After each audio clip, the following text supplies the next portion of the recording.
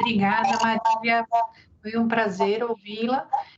E eu vou agora passar a palavra para a Bibiana e para a Carla. A Bibiana possui a graduação a professora Bibiana Graef, né, possui graduação em Ciências Jurídicas e Sociais pela UFRS, mestrado em Direito Ambiental e doutorado em Direito pela Universidade de Paris e pela Universidade Federal do Rio Grande do Sul.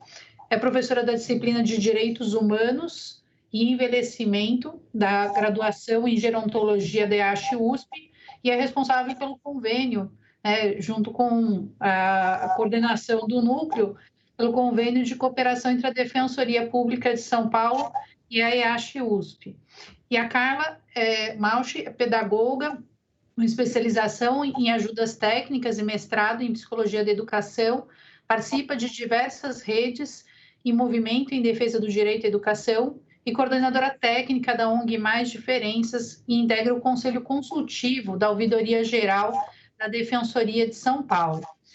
As duas têm a palavra para poder a gente fazer esse debate, que está sendo muito rico esse evento, e eu coloquei aqui no nosso chat as perguntas que foram feitas pelas pessoas que estão assistindo a gente lá no YouTube, e eu queria só dar um informe que a Defensoria, né, a Escola da Defensoria deixou um link lá no YouTube para quem quiser se inscrever para poder receber o certificado.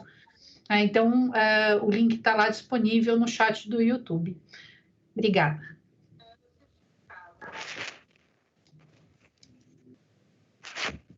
Como fazemos, Bibiana? Começas e depois eu sigo? Pode começar, Carla. Eu? Bom, pode começar. Então vamos lá. Em primeiro lugar, eu queria agradecer muito a Renata, né, e em nome da Defensoria. A gente é muito próximo da Defensoria, porque eu faço parte do Conselho da Ouvidoria, e eu entendo que a Defensoria é fundamental para a gente pensar em direitos humanos, pensar no fortalecimento das políticas públicas e da sociedade civil. Então, eu quero dizer que é uma alegria estar aqui e, acima de tudo, agradecer muito a Renata, que aceitou a nossa provocação, e dizer que, mais ainda, eu sou uma pedagoga, mas eu gosto muito de ser aluna, então, assim, é um bálsamo poder escutar a Isabel, que eu respeito tanto, que é uma pessoa super importante do movimento, e também conhecer a Marília. E eu acho que isso diz um pouco dos caminhos que a gente deve traçar, né? Acho que são caminhos que podem e que fazem intersecções muito importantes e que podem ser potencializados. E por que a gente foi provocar a Renata? E aí talvez tenha uma notícia boa, Marília. A Mais Diferenças é uma ONG que trabalha com projetos de educação e cultura, mas muito na perspectiva dos direitos humanos. Há bastante tempo atrás, quando a Isabel ainda era da Secretaria Especial de Direitos Humanos e da CORD, a gente foi parceiro do CVI Aracinalim, junto com o Instituto, o Centro Interdisciplinar de Estudos e Pesquisas em Envelhecimento, o CIAP, e o Centro Brasileiro de Classificação de Doenças da OMS, e foi um projeto financiado pela CORD, onde nós começamos a trabalhar essa questão do envelhecimento das pessoas com deficiência. Acho que foi uma pesquisa super importante, a gente trabalhou também as questões de cuidadores, entrevistas com as pessoas com deficiência. Há pouco tempo atrás, né, até porque os anos voam, o Fundo Estadual do Idoso abriu um edital por meio do Conselho Estadual do Idoso. E nós resolvemos participar, justamente porque a gente entende que essa é uma pauta muito importante, a gente pensar na questão das pessoas com deficiência e que, como diz a Isabel, estão envelhecendo, e que essa é uma conquista e que traz dignidade, Nós temos um marco legal avançado, no entanto, a gente ainda tem uma fragilidade muito grande das políticas. E a gente também percebe que nós somos uma população que envelhece, e que bom que envelhece, mas que nós, enquanto sociedade, não temos prestado atenção a essa questão e tampouco as políticas públicas e o Estado têm feito a sua lição de casa. Portanto, a nossa proposição do projeto do fundo era nós provocarmos esse debate. Em primeiro lugar, porque a gente acha que ele aparece muito pouco ainda nas diversas instâncias. Por quê? Em primeiro lugar, eu acho que tem uma discussão a ser feita que tanto Isabel como Marília trouxeram muito bem, que diz respeito às questões de cultura, de mudança de cultura, de compreensão, tanto do que significa ser pessoa com deficiência, como do que significa ser uma pessoa idosa. Nós somos uma sociedade preconceituosa, nós não queremos olhar, e o olhar que a sociedade tem para essas duas pautas e para tantas outras, ainda é um olhar de discriminação. No entanto, a gente que trabalha com o movimento de direitos humanos e no recorte das pessoas com deficiência, e como disse a Isabel, desde bebês até o envelhecimento, e é muito... Para mim é uma alegria, porque a gente na Mais Diferenças tem um projeto que é com primeira infância, de inclusão das crianças desde a primeira infância, nas escolas inclusivas, e a gente tem essa pesquisa. Então, poder circular e pensar e se mobilizar, e a gente entende que isso é a mesma coisa, porque a gente espera que todos os bebês que a gente está trabalhando hoje possam ficar idosos com outras condições. E provavelmente essa questão da cultura, se nós continuarmos garantindo uma educação inclusiva, essa nova geração não terá, porque convive, aprende e respeita as crianças com deficiência desde sempre. Tem muito mais elementos do que nós tínhamos. A gente vê as crianças pequenas ouvintes aprendendo Libras, e elas podem se comunicar, e elas têm o direito de ter uma língua e de poder conversar com uma pessoa surda. E por aí afora. E aí, então, a proposta do projeto é a gente fazer uma pesquisa. Então, nós fizemos uma pesquisa bibliográfica, nós fizemos uma pesquisa de dados secundários, nós escolhemos a região Adrades de Campinas, porque a gente entende que ela é uma Adrades representativa, ela tem uma cidade, pensando em dados, né? Ela tem Campinas, mas ela tem cidades médias, muito pequenininhas, os IDHs são variados. Então, a gente não é tão longe de São Paulo, porque a gente imaginava que estaria lá na Adrades, com a questão da pandemia, a gente está fazendo tudo ainda de forma virtual, para pensar a questão das políticas públicas e dessas interfaces, quando existem e de que forma podem se aproximar, porque a gente percebe muito bem essa questão que tanto Isabel como Marília colocaram, que tem distanciamentos e que quando a gente se distancia, a gente se fragiliza.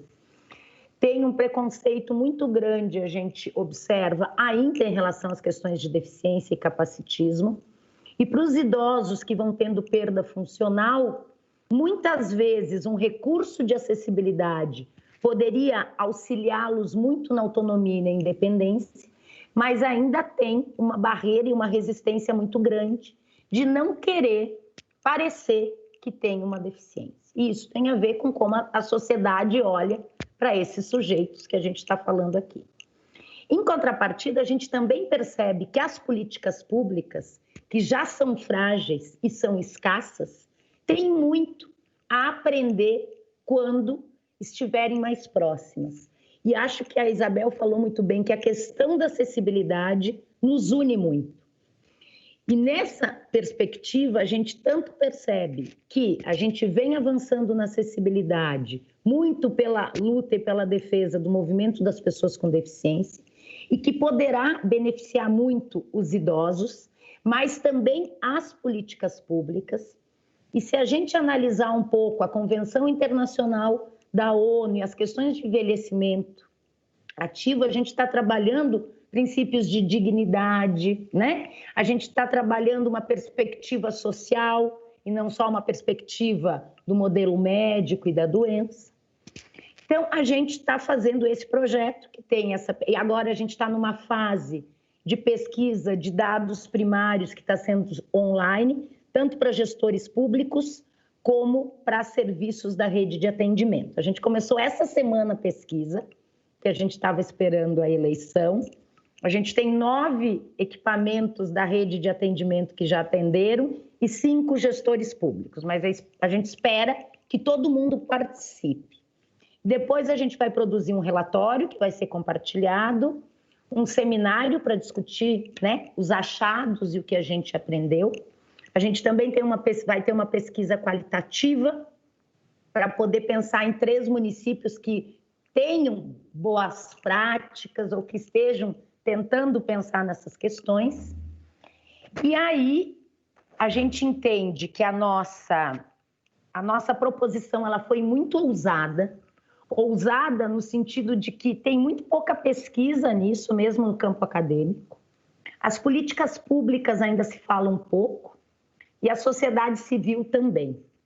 E aí a gente, diante ainda da pandemia, em diálogo com a Secretaria de Desenvolvimento Social, nós demos uma recuada no sentido de fazer um recorte, e a gente agora está trabalhando muito mais com as pessoas com deficiência em processo de envelhecimento, que estão ficando idosas, mas a gente entende que mesmo que nesse momento da pesquisa nós tenhamos parado, nós entendemos que essa pauta é fundamental e que ela tem várias interseccionalidades e que ela pode ser transversal em muitas questões.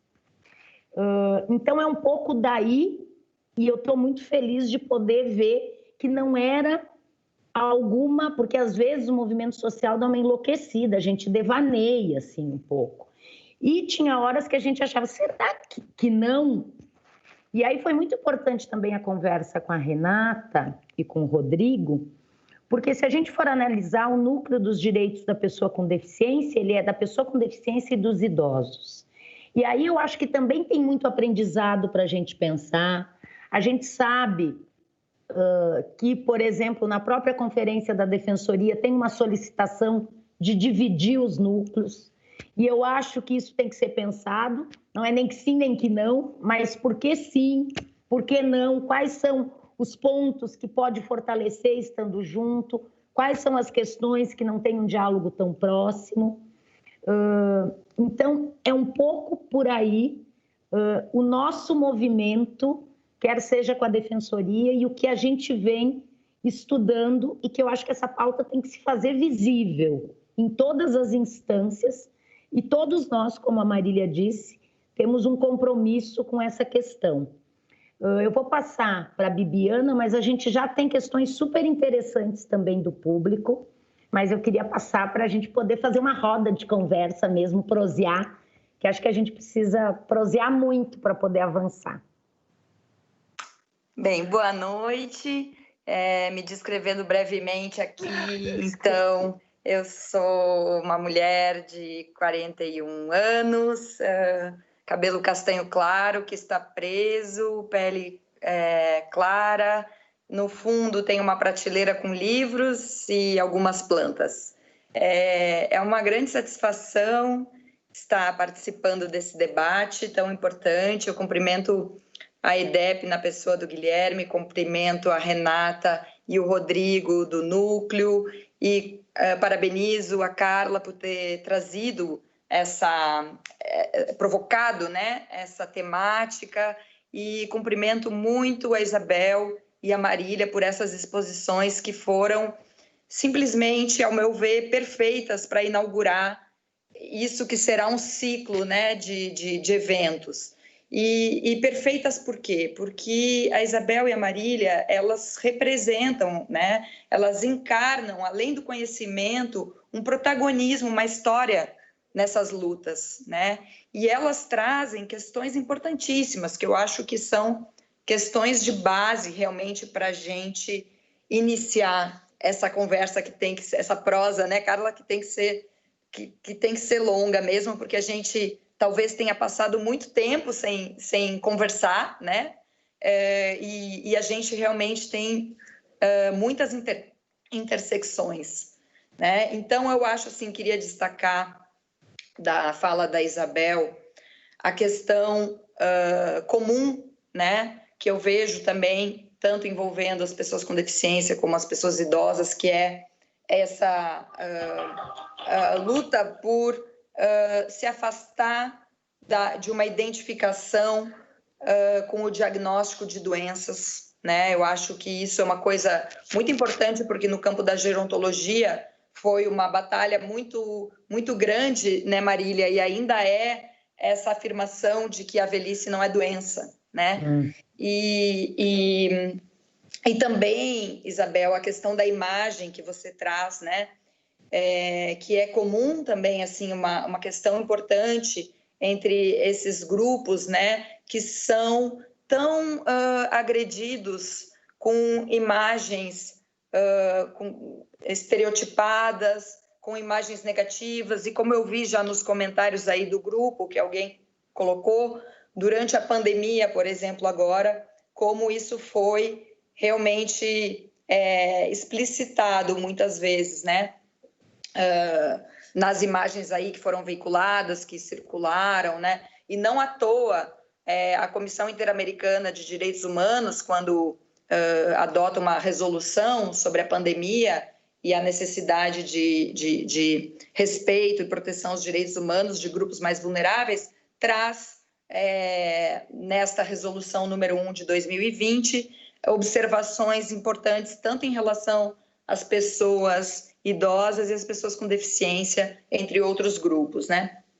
Então, eu acho que essa questão de afastar da ideia de doença, a questão da imagem, né? E a Marília traz pontos fundamentais também, que é esse reconhecimento do envelhecimento como conquista, né?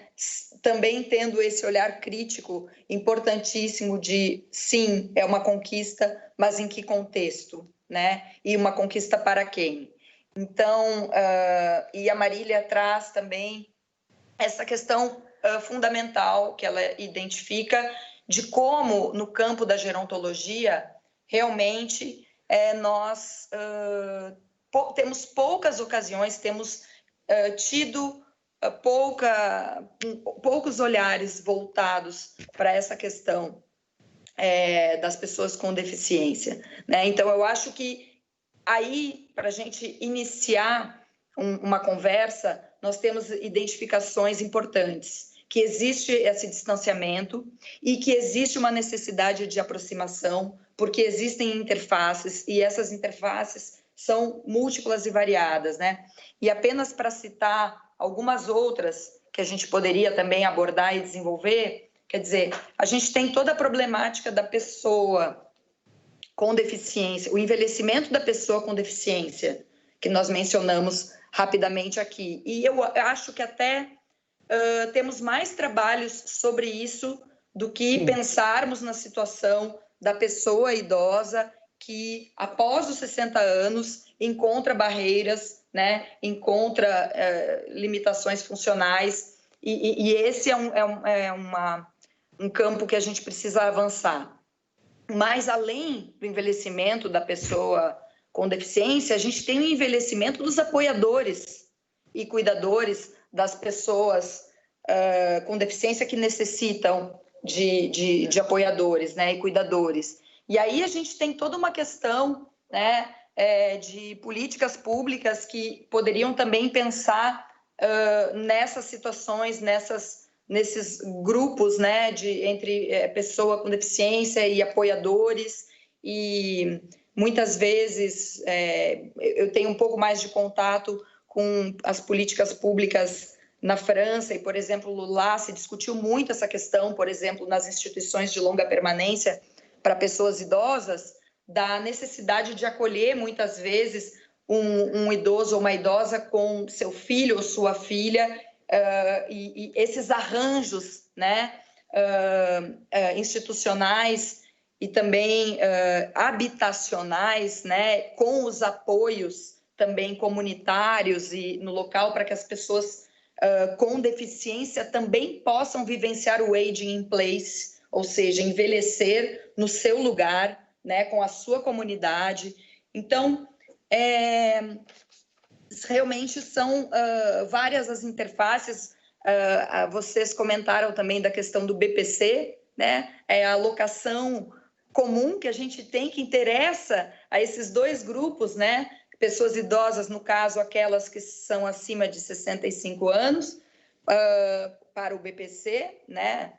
Justamente ilustrando aquilo que a Isabel mencionou, que até mesmo nos direitos das pessoas idosas, muitas vezes a gente tem agora alguns direitos que são acionados a partir de outros marcos etários, né? E é uma questão, enfim, que a gente pode discutir, pode criticar, inclusive em alguns aspectos, né? Mas só aí, quer dizer, ó, quantas demandas, quantas pautas em comum para unir essas lutas, né? E o que impede, né? O que impede? Então, a gente precisa quebrar barreiras também, e como a Renata muito bem colocou na introdução, essas barreiras atitudinais, né? Eu acho que existe uma diferença muito grande, existe uma dificuldade, né, Marília, que eu acho que a gente pode refletir, que foi uma tendência em discursos, né, sobre envelhecimento e também nos estudos sobre envelhecimento, pelo menos de 2000 para cá, em se enfatizar muito o lado das contribuições da pessoa idosa para a comunidade, para a sociedade, quer dizer, essa tentativa de realmente ultrapassar, destruir esse mito negativo da ideia da pessoa idosa como um peso para a sociedade, né? Só que muitas vezes aí dentro dessa tendência, então, de se reforçar, de se tentar trabalhar imagens positivas e essas questões,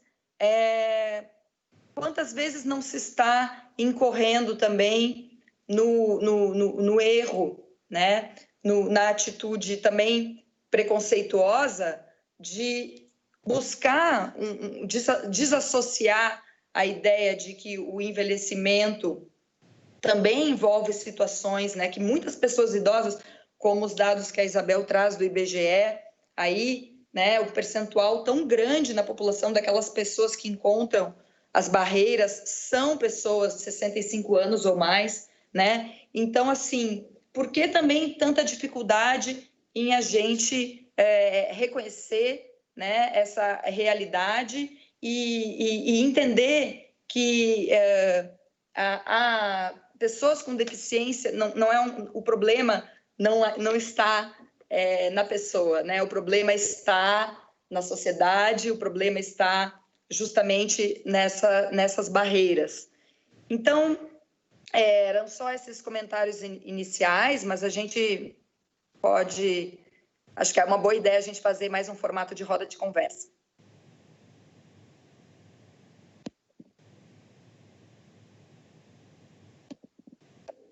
Talvez a gente pudesse colocar, até porque o tempo vai rápido, né? O tempo de uma vida é rápido e o tempo de uma live também é rápido. Então, acho que para a gente ter a participação também de quem está com a gente, que a gente não está enxergando, acho que a gente podia fazer uma primeira pergunta também de quem está junto com a gente, mesmo sem a gente estar. Então, eu vou tomar liberdade aqui de fazer a primeira pergunta, que é da Adriana Dias para Isabel. A cena social brasileira tem o hábito de manter uma narrativa de esquecimento, apagamento das pessoas com deficiência e idosas. Os idosos são pouco respeitados no Brasil, se compararmos com culturas em que são valorizados por ser receptáculo da experiência ou da memória. Continuo. Tanto a deficiência como a terceira idade vivem essa experiência de apagamento como incapazes. Que tipo de atitudes podemos tomar juntos para mudar práticas de capacitismo e etarismo preconceituosas a esses grupos, respectivamente, a fim de trazermos mais a potência cidadã dessas pessoas. Para mim, diretamente? Para ti, Isabel. Está escrito para ti, mas acho que todas podem também Eu acho seguir. que cada um pode colaborar, né, respondendo. Primeiro, agradecer a pergunta da doutora Adriana Dias, antropóloga, pessoa do nosso movimento, especialista em doenças raras, uma pessoa que atua de uma forma muito presente em todas as atividades há muitos anos. Então, obrigada, Adriana, por ter lembrado de todas essas questões. De fato, eu acho que a invisibilidade, que é uma palavra que está permeando tudo isso que a Adriana colocou, a invisibilidade das pessoas com deficiência é algo sobre o qual nós lutamos para que desapareça. Nós queremos ser visíveis, é isso, né? E a mesma coisa em relação às pessoas idosas. Tanto que é assim que muitas vezes, até mesmo na publicidade, vou utilizar uma imagem mais uma vez, que foi a vertente que eu tomei no dia de hoje, de usar imagens, ícones e outras questões. Então, quando a gente vê na publicidade, não aparecem pessoas com deficiência e não aparecem pessoas idosas, a não ser...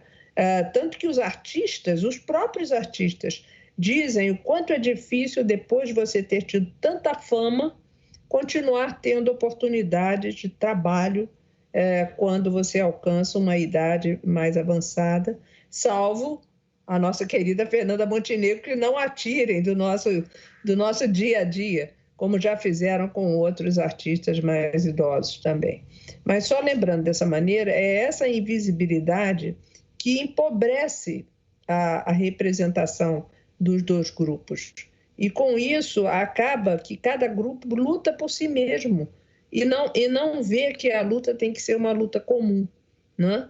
Até pouco tempo atrás, eu diria que as pessoas com deficiência nem sequer percebiam sobre a necessidade da valorização das pessoas idosas, porque não era a realidade das pessoas com deficiência pensar nos idosos, salvo pensar em seus pais ou seus avós, aqueles que eram os cuidadores das pessoas com deficiência. E esses, sim, a cada vez que envelheciam, mais se preocupavam com quem cuidará das nossas pessoas com deficiência. E isso ainda é muito presente quando nós falamos das pessoas com deficiência intelectual ou com deficiência múltipla, ou com deficiência mais severa, que necessita dos cuidados que aqui já foram muito bem falados. E eu queria enaltecer toda essa palestra da doutora Marília, a fala de todos, mas em especial da doutora Marília, vocês já vão entender. Primeiro que ela é uma grande especialista e colocou aqui para nós uma profundidade e uma rapidez muito grande, diversos pontos da necessidade das políticas públicas. E segundo, porque falar Marília significa que estou falando o nome da minha mãe. E isso tem uma questão emotiva muito grande, né? E quisera eu que a minha mãe, que hoje, se fosse viva, teria mais de 100 anos, né, estivesse aqui comigo, porque ela me ensinou muita coisa. Inclusive, foi ela que me ensinou, já quase morrendo, quando eu me tornei uma pessoa tetraplégica, aos 22 anos de idade. Minha mãe estava com câncer, faleceu na mesma época, mas ela deixou uma mensagem perguntando: você não sempre disse que tinha capacidade intelectual, que você era capaz de aprender as coisas? Então, não pense no corpo agora, pense na sua cabeça. E essa foi a mensagem que a minha mãe me deixou de importante, viu, Marília? Uma professora, Marília, né? E eu quero agradecer e, com isso, enaltecer toda a fala da doutora Marília aqui hoje conosco.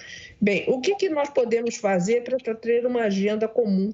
Eu acho que é afastar esses fantasmas da vida dos idosos e afastar os fantasmas da vida das pessoas com deficiência, valorizando-as na sua idade, valorizando na sua dificuldade funcional, se é que ela existe, lembrar, trazer imagens de pessoas, como nós vemos na Europa, vemos no Canadá, nos Estados Unidos, por tantos locais, as pessoas idosas usam scooters, que são aquelas cadeiras motorizadas, e estão na rua, estão ativas, estão utilizando transporte públicos estão vivendo, estão participando de tudo. E aqui no Brasil, não. É como se uma pessoa idosa que precisasse de um cuidador que fosse, de um acompanhante, essa pessoa perde mais valor ainda, né? E é isso que nós temos que dizer que não é assim. As pessoas são o que elas têm de melhor e não obrigatoriamente. Por isso que eu trouxe as imagens. Não é a bengala que representa o idoso. O que representa a pessoa idosa é a sabedoria. É essa sabedoria que eu acabei de falar, da sabedoria que a minha mãe conseguiu me passar, ainda que já estivesse muito adoecida na época, né? Porque era uma pessoa que tinha 61 anos de idade na ocasião. Então, só para lembrar vocês, eu quando mostrei a minha primeira imagem em cadeira de rodas, foi porque muitas vezes o pessoal diz que a gente aqui nessas lives, ninguém sabe direito quem é a deficiência de quem, né? Então, raramente me vê em cadeira de rodas, o que é diferente de quando nós estamos presencialmente nos auditórios, nas salas de aula. Por isso que eu botei a imagem. Então, naquela primeira imagem, eu tinha 48 anos para 49. E na última, eu já estava, no ano passado, né, com 65 anos, e esse ano não conta, esse ano não soma, não é isso? Esse ano nós estamos vivendo, agradecendo estar vivos, e aqui é que eu quero chegar.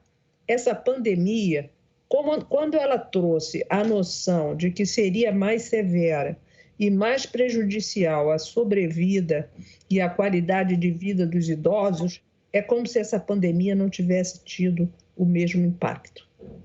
Houve gestores que banalizaram o fato de pessoas idosas ou pessoas com comorbidades pudessem ser as vítimas preferenciais da pandemia. E é isso que nós devemos nos insurgir contra. É essa questão que não pode ser. A pessoa vale tanto quanto qualquer pessoa tem valor. E eu acho, me metendo um pouco naquilo que Carla comentou, sobre a divisão da Defensoria, assim como da ANPID, que cuida de políticas públicas para idosos e pessoas com deficiência, eu acho que não devem se separar. Pelo contrário, eu acho que devem procurar unir a agenda e não apenas a atuação, tanto dos procuradores e promotores, no caso da ANPID, como no caso da Defensoria Pública, que cada vez mais possam mostrar como é convergente a agenda das políticas públicas. Porque você precisa de moradia, você precisa de qualidade, precisa de uma política de cuidados, precisa de assistentes pessoais, precisa de equipamentos de tecnologia assistiva que sirvam para todos. Precisamos acabar com esses ônibus com elevadores que não servem aos idosos. Isso não é transporte acessível. Transporte acessível é sempre o que dissemos, piso baixo, com rampa, onde uma pessoa idosa pode acessar o transporte público com segurança e autonomia, e as pessoas que usam cadeira de rodas ou outros equipamentos da mesma forma. E a mesma coisa em relação às pessoas, até mesmo as mulheres grávidas ou aquelas que têm os carrinhos de bebê, né? Porque lá na Espanha nós vemos ônibus de piso baixo fabricados no Brasil e que levam todas as pessoas. Então, eu acho que a luta é comum, a luta é por visibilidade, é por cidadania, é por autonomia, por políticas públicas de valorização e é essencialmente por acessibilidade, para que você possa, então, manter a qualidade de vida que você tem anteriormente. A outra questão que eu queria rapidamente mencionar é a valorização das pessoas com 60 anos ou mais no mercado de trabalho. Porque faz falta.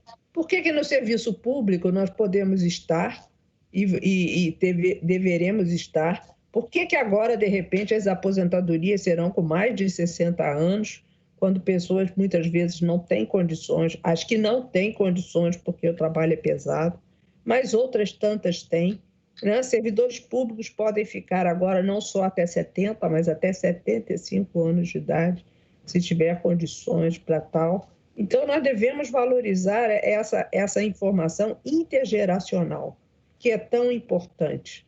Mas isso só vem se nós mudarmos um pouco a cultura da sociedade brasileira, que, como Carla mencionou, como Bibiana mencionou, as duas mencionaram, o quanto nós temos de situações estruturais de preconceito contra grupos sociais e desvalorização desses grupos sociais. Eu fico muito chateada quando alguém diz, ora, teria que morrer mesmo, já é idoso. Então, o que tem? A pandemia afetou o grupo que deveria ter sido afetado. Não, absolutamente não é isso. Nenhum grupo deve ser afetado por uma doença que nós possamos cuidar dela, prevenir, trazer a vacinação a tempo e a hora. Eu acho que é isso. E, mais uma vez, já que as pessoas com deficiência estão cada vez mais com 60 anos de idade, 65 anos de idade ou mais, vamos unir. E eu agora quero depois conversar com vocês, especialmente com a doutora Marília, para saber como é que eu entro para o Conselho do Idoso. Eu não quero mais, eu vou sair agora, vou me aposentar do Conselho Municipal muito querido da cidade do Rio de Janeiro, dos direitos da pessoa com deficiência, mas eu já dei a minha contribuição, assim como no CONAD, como no CEP, de Conselho Estadual. Eu acho que está na hora de eu ir para o Conselho do Idoso, né? E aí vou fazer com que o Conselho do Idoso faça suas reuniões em locais acessíveis, né? Pensando nas pessoas que usam cadeira de rodas. Obrigada. Eu queria só fazer um comentário, e eu preciso antes falar para você, Renata e companhia, do horário. Eu tenho, o meu limite seria 19h30, não sei o quanto que foi planejado, mas realmente eu tenho um outro compromisso e uma dificuldade particular em relação a isso. E aí eu só queria, viu, Isabel, não vou discordar de você, não. Me orgulha muito chamar Marília. Eu sou mineira e meu Marília é em homenagem à Marília de Dirceu, a musa da Inconfidência Mineira, tem toda uma história. A mesma história que a minha mãe. E sei até o poema da Bárbara Bela, que é a Eliodora, que era a música que fala, Bárbara Bela. Então, meu pai me contou toda essa história. Ser mineira, eu tenho obrigação de saber. Que legal, temos isso em comum. Mas, olha, antes da invisibilidade, eu gostaria de acrescentar uma situação bastante grave. É a desqualificação, tanto da pessoa com deficiência quanto da pessoa idosa. E isso, por si, não é? Quando eu desqualifico, inclusive o sujeito, ele não se valoriza e ele não luta por si pela causa, tá claro? Então, na velhice, a gente tem um número significativo, mas as pessoas não se empoderam desta condição de pessoa idosa. Se eu não me empodero, se eu não me reconheço como pessoa idosa, eu não tenho voz, não tenho força na sociedade. Então, eu creio que para a gente mudar esse cenário, pessoas idosas precisam se reconhecer como pessoas idosas. Quando você diz, eu sou idosa, quando eu digo que eu sou idosa, e aliás, todos nós estamos no processo do envelhecimento, a gente está trazendo uma nova concepção dessa velhice, dizendo que não há problema eu ser idosa. Muito pelo contrário, é o resultado de muito investimento da tecnologia, da ciência e de tudo mais. E eu tenho que ter voz. E eu te aconselho a migrar rapidamente para o Conselho do Idoso, que nós precisamos, inclusive, de conselheiros sabendo o que quer. Porque Sêneca fala que nenhum vento sopra a favor de quem não sabe para onde ir. Eu acho que nós precisamos saber o que queremos. Quando eu sei o que eu quero, eu posso sentar de igual no conselho, né, que representa o governo e a sociedade civil, eu tenho condições de dialogar na mesma horizontalidade que essa mesa deve nos permitir. Mas se eu não sei a causa, se eu não conheço, eu posso ser enrolada, eu posso ser levada por qualquer argumento de alguém que conheça mais. Então, nós precisamos nos reconhecer como pessoas idosas e lutar por esse direito. Eu tenho acompanhado, e eu já estou terminando, no processo da eleição, os idosos representaram 22% nesse eleitorado do Brasil agora. Mas idoso não vota em idoso. Nenhum candidato se apresenta com uma pauta em defesa da velhice. Eu estou falando da velhice porque essa é a minha causa. Nós podemos dividir isso, inclusive, com a pessoa com deficiência. O sujeito vai lá com um cachorro pendurado, vai lá com umas coisas ridículas, falando que vai defender, mas e quando alguém ousa defender, defende um discurso totalmente. Vamos fazer creche para idoso, que não é isso que nós queremos, nós não somos criança para querer ir creche, entende? Então, assim, quando eu sei que eu sou uma idosa, essa é a minha causa, é a minha luta, aí a gente se reconhece e aí a questão vai avançar no Brasil em relação a isso. Só para complementar.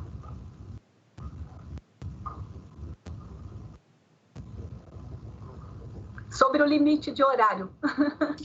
Então, Marília, a gente, previsão, na verdade, era realmente finalizar agora às 19h30 e podendo chegar no máximo 19h40. Acho que dá tempo ainda para pelo menos mais uma pergunta, não, né? Ou então tentar unir aqui duas perguntas em uma. Tá bom. Quem vai fazer? Vou procurar aqui de novo. Bibiana, tu não queres fazer uma? Porque tem mais de uma aqui para... Talvez uma provocação, na verdade não uma provocação, mas um chamado, né? Eu sempre tenho dito, quando tenho oportunidade, assim, publicamente, que nós temos uma luta importante agora em relação à pessoa idosa, que é a luta pela ratificação da Convenção Interamericana de Direitos Humanos da Pessoa Idosa. Essa convenção, ela traz, eu acho que primeira vez que um tratado internacional expressa dessa maneira, né, que existem pessoas idosas vítimas de discriminação múltipla. Dentre eles, cita as mulheres, cita idosos, pessoas com deficiência idosas, né? E então, assim, chamar o movimento, né? As pessoas que lutam pelos direitos das pessoas com deficiência para se juntar nessa causa pela ratificação dessa convenção.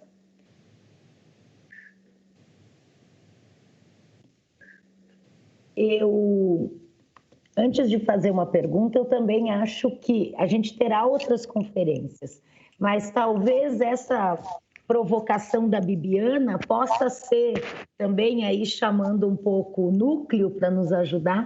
Talvez a gente pudesse já sair daqui com um encaminhamento, né, Isabel? Talvez a gente levar a Convenção Interamericana para o movimento. Tá certo que a gente está vivendo um momento que a gente está muito na luta pelo direito à educação inclusiva, mas eu acho que esse também a gente pode compartilhar com vocês, porque a gente teve no dia 30 de setembro um novo decreto que retorna escolas especiais, classes especiais.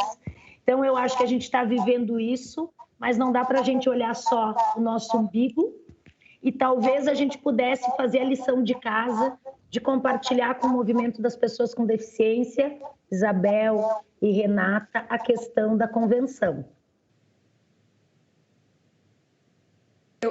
Eu vejo, né, que a própria lei brasileira de inclusão também reconhece, traz essa questão das pessoas idosas, né, pessoas com deficiência idosas serem pessoas especialmente vulneráveis. Então, teve esse reconhecimento, né, de alguns instrumentos normativos voltados, esses mais recentes, voltados à pessoa com deficiência e voltados à pessoa idosa, que buscam essa interseccionalidade, né? Então, eu acho que isso é um sinal também, porque quando a gente olha para o Estatuto do Idoso, o que tem ali em relação às pessoas com deficiência é praticamente nada, e ainda permaneceu com a terminologia ultrapassada de portadores com deficiência, né? Nos dois dispositivos em que cita a pessoa com deficiência. Então, eu acho que a gente reconhecer e trabalhar nessa interseccionalidade posta por esses novos instrumentos normativos também é uma coisa importante. Só mais um comentário. Eu fui buscar tanto no Estatuto do Idoso como na LBI e na Convenção. E, de fato, aparece, mas ainda aparece de forma muito tímida, né? Claro que a Convenção, e a gente é muito mais próxima dela, e a LBI, ela prevê a questão da dignidade, da proteção para todos, mas quando a gente vai pensar nessa interseccionalidade, ela ainda aparece de forma tímida nos três documentos. Sim, e a Convenção trata de uma questão interessante também, até conceitual e terminológica, talvez para a gente pensar em próximos debates, que ela dedica toda uma parte para a pessoa idosa que necessite de cuidados de longa duração. Então, ela formulou dessa maneira, né, como sendo um outro sujeito de direito, quer dizer, uma pessoa idosa, mas a pessoa idosa que necessite de cuidados de longa duração, e é enfim, também algo que a gente pode refletir. Pelo que eu estou vendo, já tem uma agenda grande aí e é muito oportuno. E, infelizmente, gente, é o que eu digo, no movimento do idoso não pressionou essa ratificação. A última vez que eu me lembro que deu um grande destaque foi naquela reunião lá do SESC, acho que 2016 ou 2017, no começo de 2017, que o SESC fez uma promoção sobre isso. Mas, infelizmente, tivemos conferência o ano passado, no Estado, falou-se, mas não entra como uma resolução assim apoiada, e estamos perdendo a oportunidade da ratificação dessa convenção, que é fundamental mesmo para a causa do idoso. Eu acho que deveríamos juntar, sim, tenho total apoio e a disponibilidade. Sobre esse tema referente à convenção, só para poder, acho que a Bibiana lembra um pouco mais, né, que a gente tentou trabalhar bastante nisso no núcleo e tentar buscar a ratificação, só que a gente teve algumas dificuldades, né, perante o legislativo, né? Inicialmente, acho que o legislativo não compreendeu a importância de ser acho que como emenda constitucional, né, ter o status de emenda constitucional. Aí teve que refazer, se não me engano, uma parte do processo legislativo, porque isso não está muito claro. E agora, por conta da pandemia, né, a gente sabe que os trabalhos do legislativo estão parados, mas eu acho que é uma pauta para unirmos forças, né, até porque daí teríamos duas convenções, tanto a Convenção Internacional sobre os Direitos da Pessoa com Deficiência, como a Convenção Interamericana dos Direitos Humanos dos Idosos, né, com o status de emenda constitucional, o que seria absolutamente importante do ponto de vista do nosso ordenamento jurídico e da aplicação dos direitos e garantia dos direitos para as pessoas idosas e pessoas com deficiência. Eu estou preocupado só pode falar. Se me permite, Renata, rapidamente, o movimento das pessoas com deficiência, tanto a área que esteve durante algum tempo na gestão pública, como todo o grupo do movimento social, sabe muito bem como é que a gente trabalha para fazer com que uma convenção se transforme em emenda constitucional de acordo com aquele parágrafo 3º do artigo 5º da Constituição brasileira, já que nós inauguramos esse instrumento, né? E essa luta não é fácil, nós precisamos sempre de 2 votações qualificadas na Câmara, 2 no Senado, mas nós sabemos muito bem quais são os grupos parlamentares que devem ser procurados nessa ocasião, e eu já diria que procurem imediatamente o próprio autor do Estatuto do Idoso, que pode nos auxiliar nesse sentido, o senador Paulo Paim, todo esse grupo. Na Câmara dos Deputados também tem um conjunto de pessoas jovens que lidam com a área da pessoa idosa também, que não é só idoso que cuida de idoso, às vezes são os jovens que se preocupam porque têm suas famílias, conhecem a realidade e sabem que no momento, como já foi dito aqui pela professora Marília, a pobreza da situação da pessoa idosa no Brasil, que é muito grande. E eu diria que nós temos uma luta comum, além dessa, que pode ser a de ratificar a Convenção Interamericana, que é lutar para que o BPC não acabe, porque o BPC tem sido motivo de, digamos, de cobiça do orçamento em que em si ele trata, e muitas vezes nós vimos que tivemos que intervir para que não acontecesse nenhum mal em relação aos idosos e às pessoas com deficiência que dele precisam.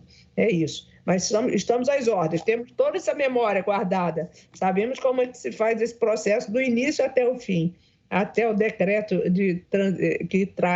que promulga internamente no país a convenção. Obrigada. Bom, por conta do horário, a gente não vai poder continuar, né? Até porque os intérpretes de Libras também têm que terminar, né, o seu trabalho. Eu queria, na verdade, deixar aqui o agradecimento, né, para vocês, né, Marília, Isabel, Bibiana, Carla. Foi, assim, muito, muito rico. Eu acho que trouxe várias questões que são importantíssimas para a gente poder refletir, pensar e continuar, né, fazendo esses encontros entre o envelhecimento e a deficiência. A nossa ideia que a gente tinha conversado, Bibiana e Carla, né, participaram da construção desse evento. A ideia é que a gente possa continuar nessa construção coletiva e organizarmos outros eventos a cada semestre, pelo menos um evento com temas que tem essa intersecção, para que a gente possa mostrar e também pensar como trabalhar junto, né? Mostrar que é possível trabalhar junto, porque esses temas, eles têm intersecção. Um deles que eu coloco aqui, que talvez possa vir a ser um próximo, é a questão da moradia para a vida independente, né? Que envolve tanto pessoas idosas como pessoas com deficiência. E aí, eu queria só... É uma pena, porque tínhamos ainda, né, algumas perguntas aqui muito interessantes e que são provocações importantes, tanto do professor Leonardo Cabral, como também da doutora Adriana Dias. E a gente conseguiu, né, fazer um pouco, mas eu deixo aqui, né, já deixei aqui no chat, para que possam depois ser objeto até de análise ou, enfim, reflexão sobre as questões que eles trouxeram para nós. Mas, então, diante disso, acho que, né, passo a palavra para o Guilherme. Eu quero, né, só terminando, realmente agradecer muito, agradecer também o Rodrigo, as nossas agentes de defensoria, a Elizabeth e a Fernanda Passoni, e também as nossas oficialas, né, a Daniela e a Isabel, que sem elas, né, embora elas estão nos bastidores, nada também acaba acontecendo. E esperando que a gente possa depois ter eventos presenciais para se encontrar pessoalmente, né, porque a gente sente falta desse contato, né, pessoal, e poder conversar, de repente, continuar a conversa depois que termina o evento também. Mas muito obrigada, e obrigada, Guilherme, por todo o apoio da EDEP e também as intérpretes de Libras e todos os servidores da EDEP que ajudaram a fazer esse evento possível.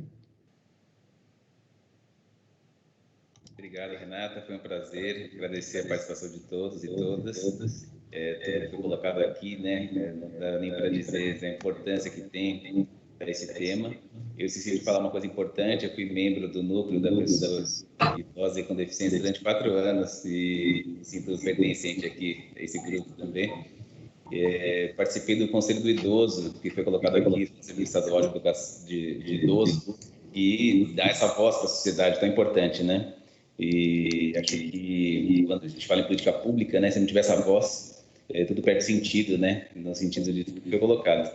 Então, agradecer a Carla, Marília, Bibiana, Rodrigo, Renata, Isabel, os profissionais de Libras, Daniel e Fernanda, que acompanharam aqui a gente, nos ajudaram, e colocar a escola à disposição para estimular debates como esse sempre, defensoria, escola, juntos aqui, dando voz para todos e compartilhando essas experiências importantes para a gente avançar cada vez mais nessas áreas, tá bom, gente?